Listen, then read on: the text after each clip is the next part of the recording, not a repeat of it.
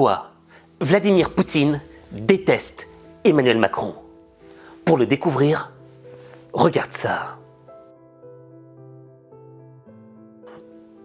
Je vais être très direct avec toi. Cette vidéo, elle risque fortement d'être supprimée des réseaux sociaux. Parce qu'on va y aller fort.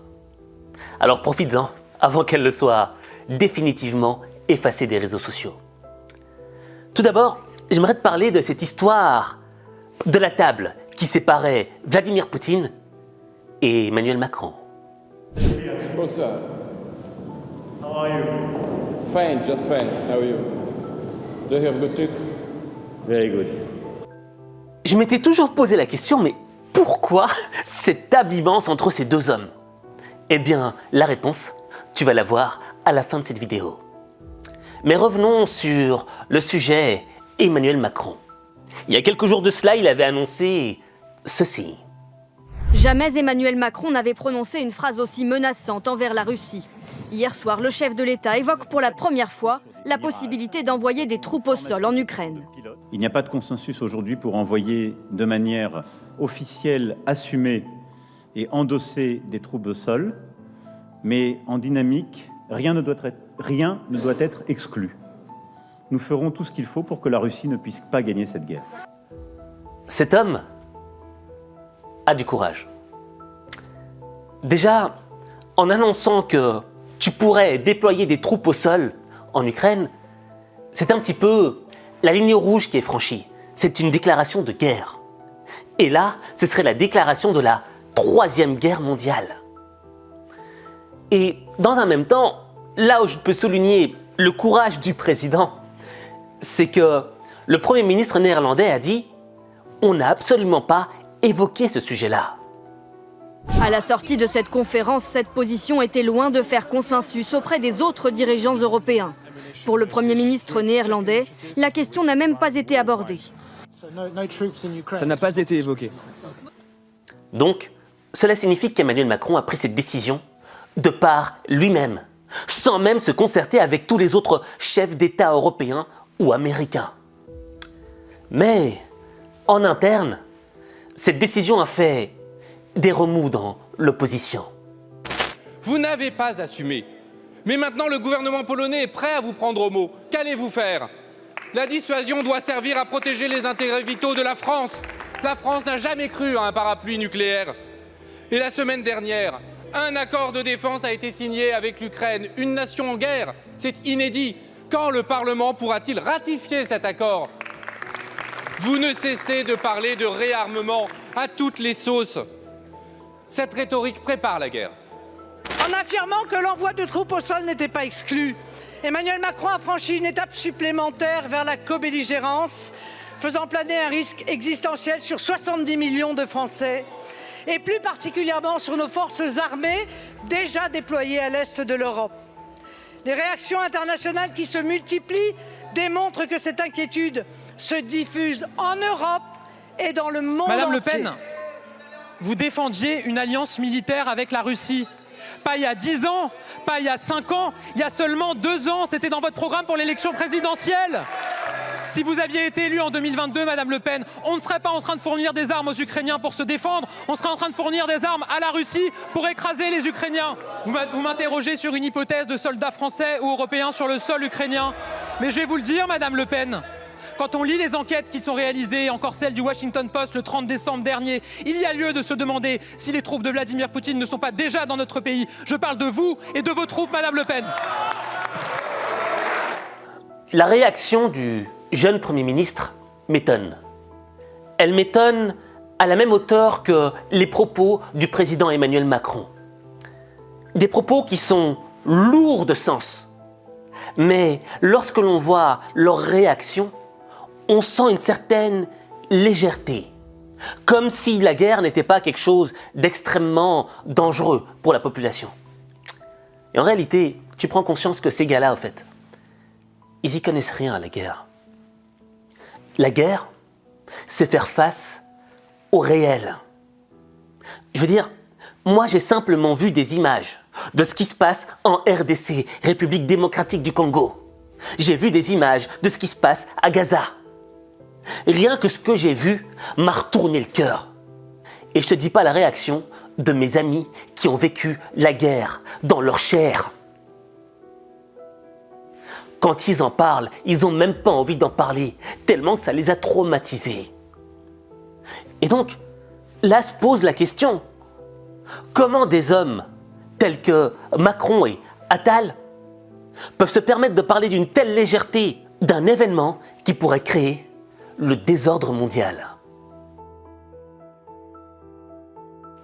La légèreté de ton du président de la République et du Premier ministre trouve son origine dans les élections européennes. Je m'explique. Il n'y a pas longtemps, Emmanuel Macron a fait une visite au Salon de l'Agriculture. Et ça a été une des visites les plus chaotiques de l'histoire de ce salon. Disons musclé avec une jeune fille où il lui a parlé en lui disant vous dites n'importe quoi en faisant un signe de la tête. Méprisant. Et ben je sais pas, regardons cette séquence et vous allez me dire ce que vous en pensez. Je sais pas comment décrire ce qui s'est passé. Alors vous savez quoi? C'est courageux. Vous allez voir là-bas, vous leur dites qu'on va pas assez loin sur l'éco-phyto. Vous revenez me voir avec des propositions. Les propositions elles sont faites par la Confédération Paysanne et la Confédération J'en ai comme ça là en stéréo, entre les uns qui gueulent parce que ça va pas assez vite, les autres trop vite. On est un même pays, une même nation, on s'en sortira. On a des solutions concrètes en avant. C'est à l'industrie que vous faites avancer. Et qu'est-ce qu'on est en train de faire? Je vais vous dire.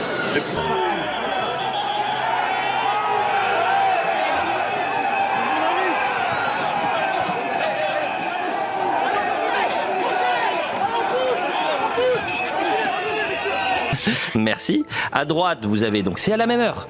Juste, il y a 15 mètres d'intervalle. À droite, vous avez le président de la République qui caresse oreillette. Et puis à gauche, donc, vous avez ce nouveau mouvement de foule. Il y en a eu plusieurs, des tensions entre CRS et agriculteurs. Ça fait mauvaise presse. Et dans le jeu politique, l'élément central, c'est quoi? C'est l'opinion. Il faut que l'opinion soit de ton côté. Et si ton image est ternie, c'est pas bon pour les élections. Donc, l'une des meilleures techniques pour faire oublier les gens cette mauvaise presse, c'est de créer un contre-feu médiatique. Je m'explique. Tu vois, je vais te donner un simple exemple. Imagine, une personne a arnaqué des milliers de personnes à travers le monde. Toutes les personnes arnaquées décident de se plaindre et envoient des messages à cette personne. Cette personne, sachant pertinemment bien que ce qu'elle a fait est mal et répréhensible, décide de créer un contre-feu pour faire oublier toutes ces arnaques. Et ce contre-feu pourrait être de se faire passer pour une victime de harcèlement et dire « Mais regardez, il m'attaque, je suis la victime !» Et en dirigeant le regard de l'opinion vers cette victimisation, elle en fait totalement oublier sa culpabilité. Et donc, Emmanuel Macron, il use de cette technique, ce contre-feu médiatique. Je veux faire oublier mon passage chaotique au Salon de l'Agriculture. Il faut que les gens parlent d'autre chose. Et quoi de mieux d'avoir une opinion favorable lorsque l'on parle de politique internationale? Disons-le. L'élément central qui a fait réélire le président Emmanuel Macron, c'est malheureusement la guerre en Ukraine. Et donc, en adoptant une posture, une stature d'homme, d'État qui s'adresse à l'international, eh bien, les conséquences seraient que l'opinion générale nous soit favorable. Or, ce contre-feu médiatique a fait pchit. Alors pourquoi le contre-feu médiatique a fait pchit? Tu vois, dans la vie, chaque être humain est amené à travailler sur un projet. Et la réussite de ce projet dépend d'un élément qui va faire toute la différence.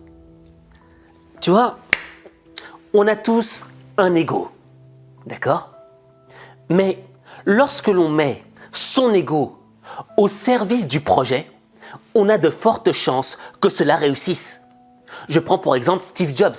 Steve Jobs mettait sa personnalité, son ego, au service d'Apple. Apple était le projet, Apple était plus grand. Steve Jobs n'était que le messager du projet. Par contre, lorsque le projet se met au service de l'ego de la personne, eh bien dans ce cadre-là, le projet a souvent tendance à échouer. Et dans notre cadre de géostratégie internationale, Emmanuel Macron a décidé de mettre le projet de troupes au service de son ego, afin d'obtenir une opinion favorable. Et ça, tous les autres chefs d'État l'ont compris. Envoyer des troupes occidentales à la rescousse de l'Ukraine en difficulté, Emmanuel Macron brise le tabou. Il n'y a pas de consensus aujourd'hui pour envoyer de manière officielle, assumée et endossée des troupes au sol, mais en dynamique, rien ne doit être exclu. Nous ferons tout ce qu'il faut pour que la Russie ne puisse pas gagner cette guerre. Un signal fort à destination de Vladimir Poutine. Grande-Bretagne, Espagne, Pologne, Allemagne, Slovaquie. De nombreux pays européens se sont empressés de manifester leur réticence. Il n'y aura aucune troupe au sol, aucun soldat envoyé ni par les États européens, ni par les États de l'OTAN sur le sol ukrainien. Même fin de non-recevoir du côté du premier fournisseur d'armes à l'Ukraine, les États-Unis. Le président Biden a été clair sur le fait que les États-Unis n'enverront pas de soldats combattre en Ukraine. À Moscou, la réaction est cinglante.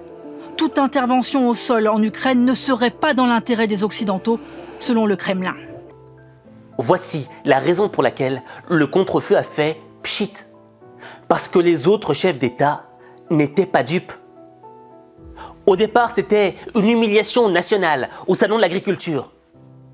Et là, ça s'est enchaîné par une humiliation internationale.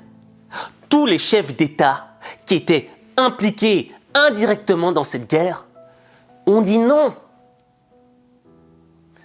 Et donc, c'est là que tu comprends que même les autres chefs d'État ont compris que lorsque Emmanuel Macron s'est exprimé, il ne s'est pas exprimé de telle sorte à mettre son ego au service du projet, mais il avait décidé de mettre le projet au service de son propre ego.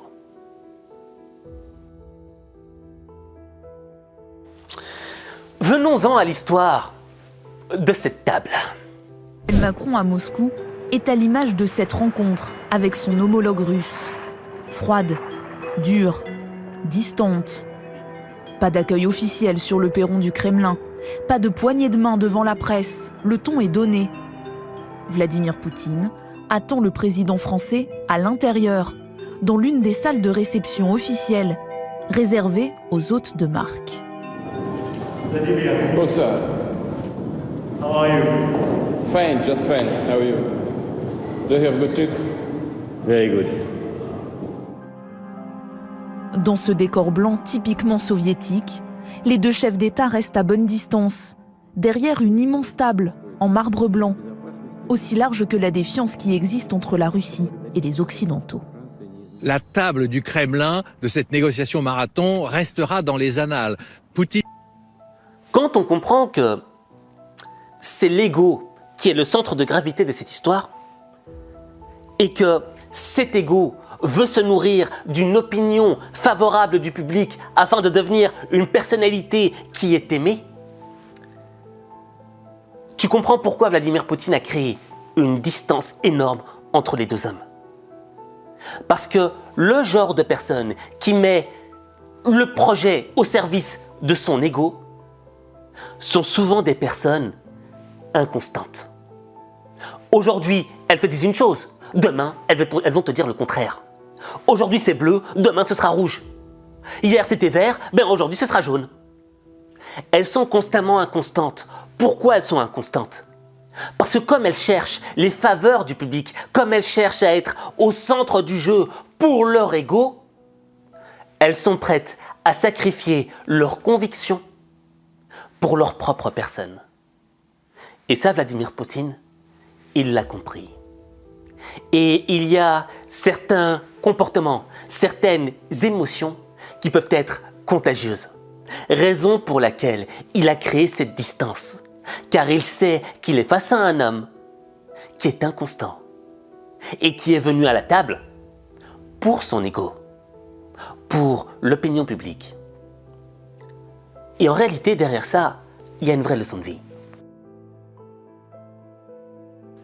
Tu vois, le premier élément que tu dois comprendre, c'est que lorsque tu te lances dans un projet et que tu veux réussir, eh bien, tu dois mettre ton ego au service du projet et pas le contraire.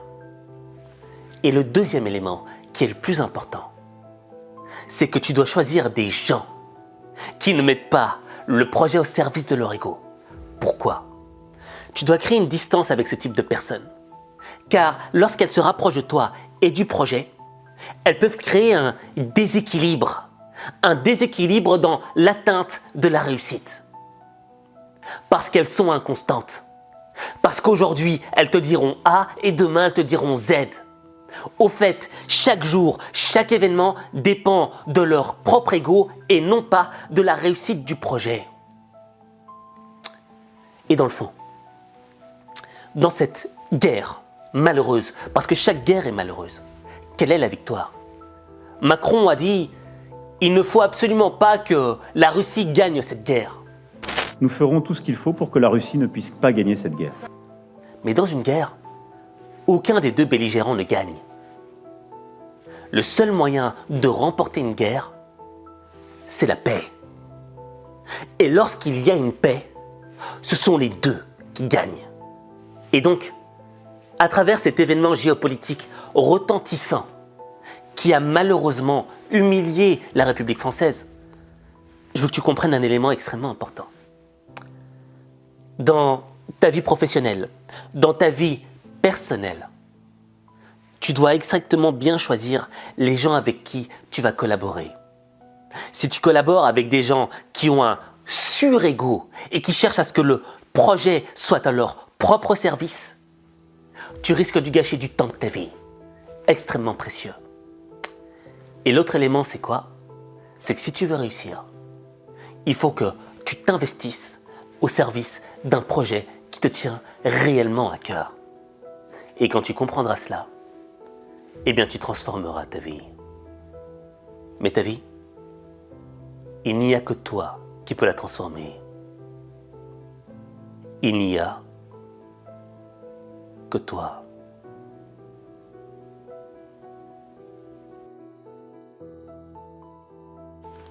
Maintenant, je vais te demander de réaliser un élément extrêmement important.